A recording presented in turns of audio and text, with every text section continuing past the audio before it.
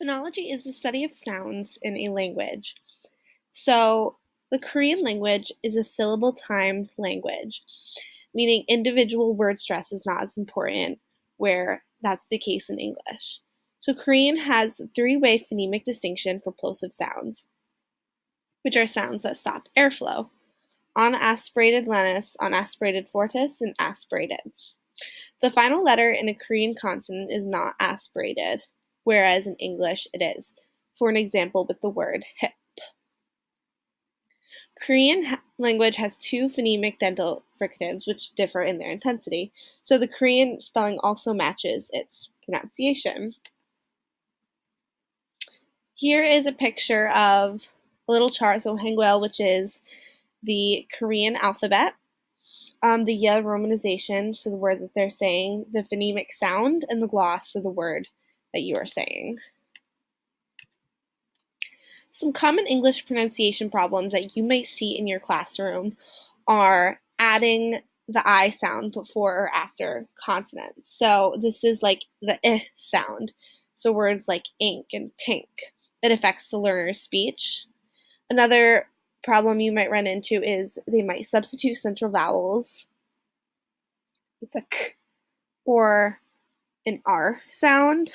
Learners may often pronounce the AE sound, which is like hat, as like hat or heat. Their jaw will not open as wide, and they will not keep their tongue low with words like hat, cat, or apple. Instead of placing their tongue at the roof of their mouth, their tongue actually goes between their teeth, and they make that n sound. So the R sound does not exist in the Korean language, so learners oftentimes have trouble pronouncing it.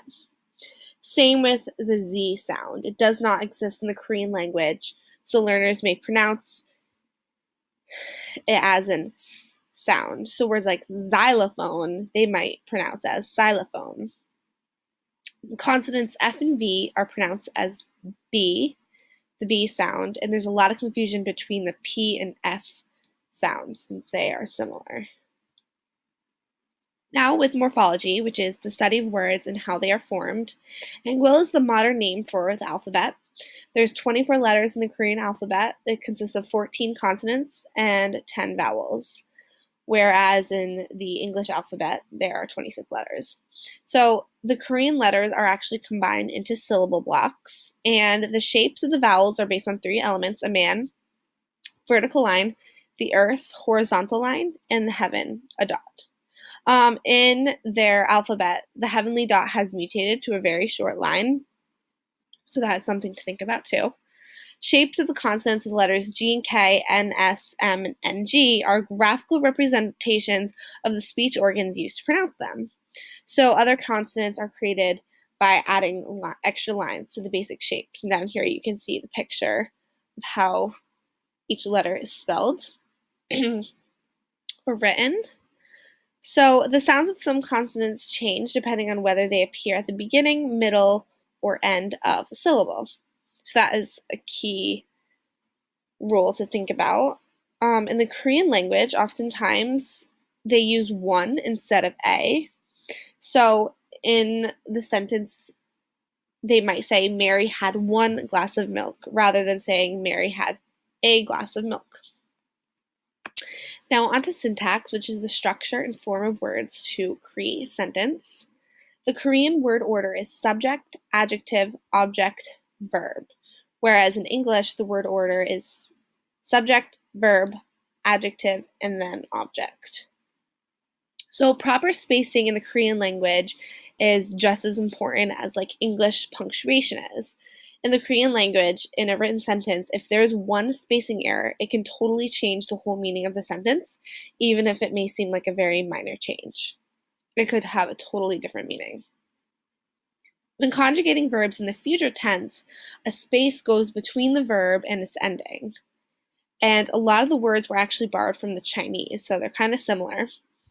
Korean pronouns don't have gender.